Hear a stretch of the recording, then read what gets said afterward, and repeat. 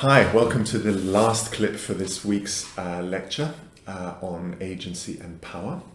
in which I'll do what I always do in the last clip, which is to kind of advance some critical perspectives on the material that we look at this week. And I guess I'll start from the point that I made in my first clip, which is really the big point for me when it comes to trying to think critically about these approaches to agency that we've been looking at, which is the danger of naturalizing a very particular view of what it is to be human and building it into the premises of anthropological theorizing. That's the danger that I'm calling, for the sake of this lecture, the danger of methodological liberalism. So, I mean liberalism in the very broad sense here. I don't mean it as a particular political position. Although it is a particular political position that relies on the ideas that I'm talking about. But the fundamental idea in which Western modernity is built, that all humans are born equal, they all have certain fundamental human rights, they're born free, and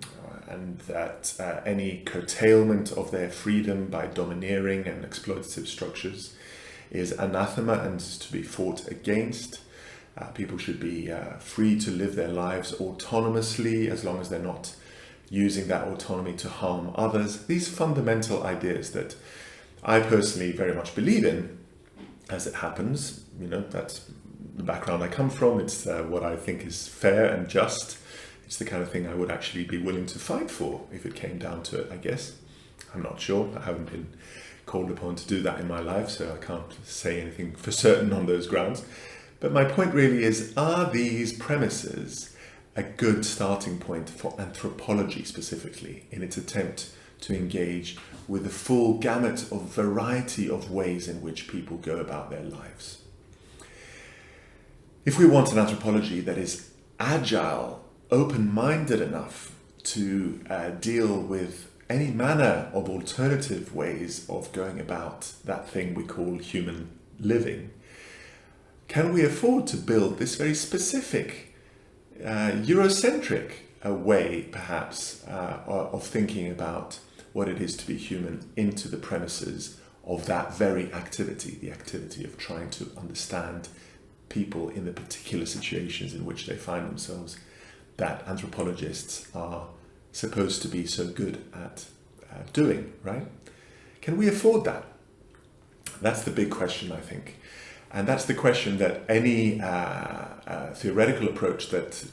lays emphasis and makes a virtue of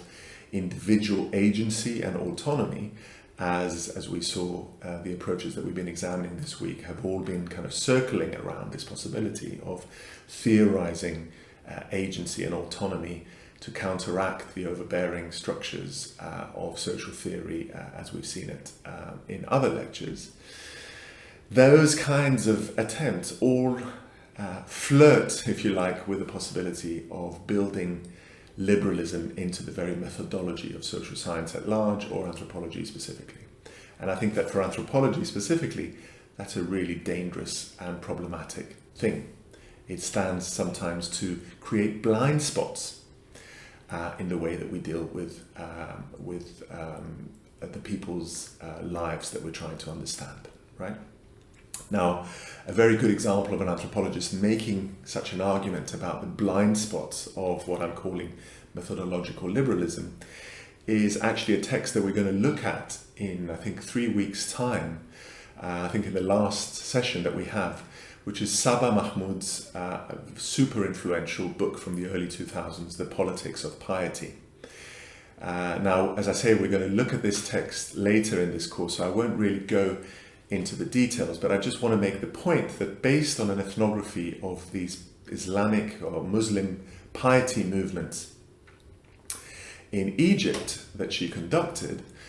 Mahmood really advances, based on this ethnography, a really powerful attack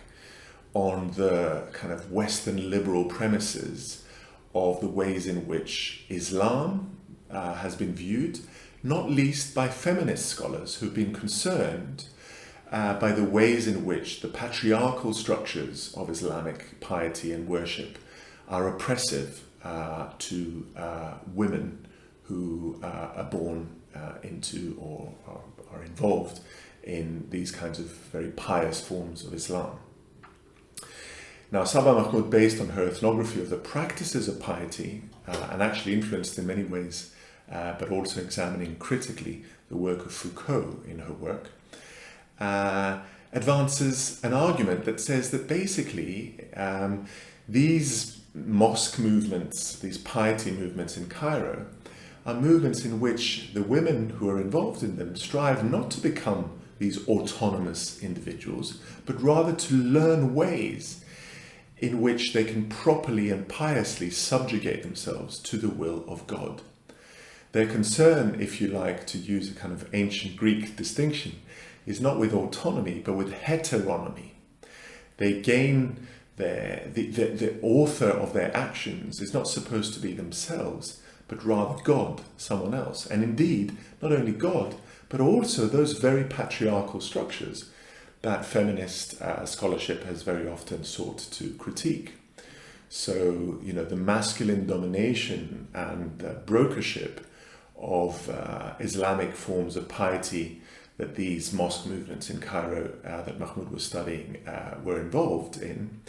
are forms of subjugation that these women are actively embracing and seeking to discipline themselves in this kind of Foucauldian way in relation to, right? So to fulfill the self, argues Saba Mahmood, is not to exercise your capacity for agency and resistance as perhaps a kind of emancipatory, liberal imaginary might hope or require, but rather to learn painstakingly, patiently and repetitively to inhabit these God-given norms that these forms of piety encourage. Now, I'm putting on YouTube a small clip of Saba Mahmood explaining the consequences of this argument, which has been hotly contested and has really provoked a really heated debate, not only in the anthropology of Islam, which has been very influential, but also in feminist anthropology, the anthropology of gender, and beyond, in the first years of the 21st century. I mean, Saba Mahmood died sadly a couple of years ago, or was it last year? I'm not sure. Recently, but her influence has been absolutely enormous through this kind of argument, right? So this is just an example of a kind of anthropological attempt to really question critically some of these liberal premises on which ideas of agency are often based. The final point that I wanted to make is a kind of broader point, really amplifying in some ways what I've just said about the dangers of methodological liberalism. More broadly, I just wonder whether we can end by asking whether it's really possible in anthropology to maintain a unified theory of structure and agency if one is interested, as one must be interested as an anthropologist, in indigenous, local, particular, vernacular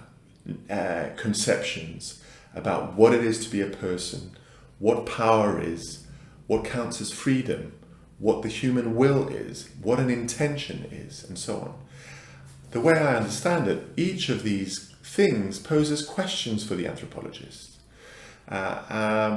What it is to be a person in the context of living in London as a young student attending UCL might be very, very different from what it is to be a person when you are, say, an elderly inhabitant of a village in northern Denmark and involved in kind of Protestant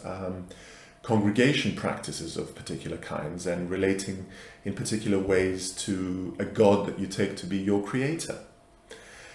which again in turn might be entirely different from the way in which a particular group of fishermen living in the coast of Madagascar speaking Vezu, studied famously by Rita Astuti,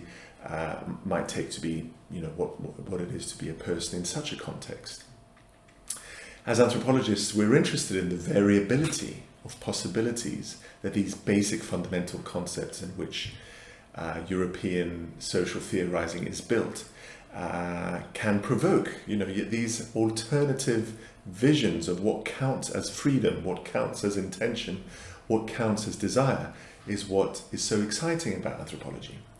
So an anthropology that leaves those questions closed and borrows from sociological or other social theories particular ways of configuring the relationship between the individual and society, or agency and structure, is an anthropology that runs the risk of being unable to deal with these alternative possibilities for imagining what the world is, what humanity is, what human beings are, what their position might be in the world, and so on, which I, for one, find really exciting as an anthropologist. So that's my take on possible critiques of the power and agency questions in anthropology. I look forward to discussing all this with you in class.